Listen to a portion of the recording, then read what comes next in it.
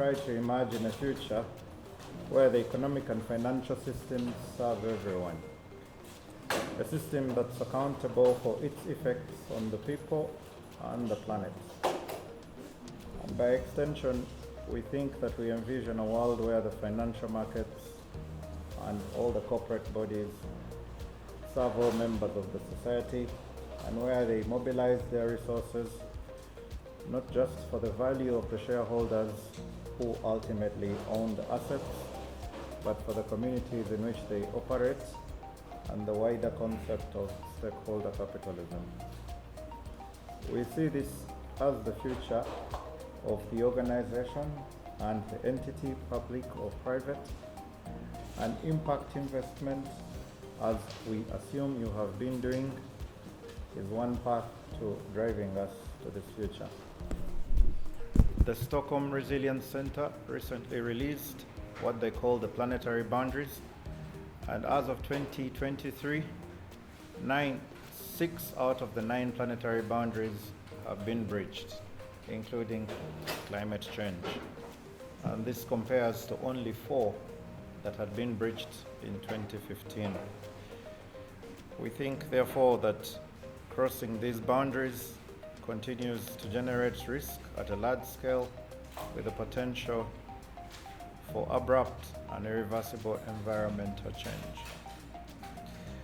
But we also know that this further means that the global focus is not just on climate change, but also on understanding that this interplay biodiversity, nature risk, the employees and the social impacts of ESG will continue to play a significant role in the strategies of the organizations that continue to support the utility that we derive as consumers. And so, as I thank the sponsors again, you will all have seen from some of the examples of our sponsors, like the UBL report, sustainability report, that was called UBL Society 2030, with a theme of spirit of progress on climate, built around climate change, natural resources, environment, and water management, that we are very pleased to observe that your participation here means that you agree with our thought process at the Institute of Corporate Governance. And for that, I want to thank the boards and the executive teams that lead those organizations. I am aware, as I think you do, that the global financing gap for the SDGs is approximately 4 trillion, and the the gap in impact investment is about 1.3 trillion, at least according to Impact Europe. Therefore, your interventions here today in your daily operations, and which you have very openly put on display today, goes a long way in boldly answering the call for impact contribution, not just by the governments and the statutory entities which we would normally think are charged with this duty, but also yourselves as good, sustainable citizens of this world. The selection process, as the President mentioned, will arrive at category winners who have been subjected to a careful vetting process.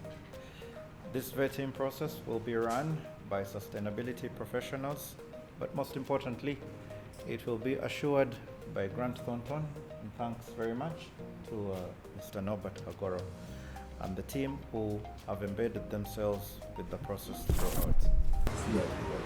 Allow me to claim a credit from Concentrix Technologies, but we will also lend technical assistance on the ESG aspect of this process. But most importantly, the 3-member panel of people who are believed to be ESG champions, and I believe they will be acceptable to you, will finalize submission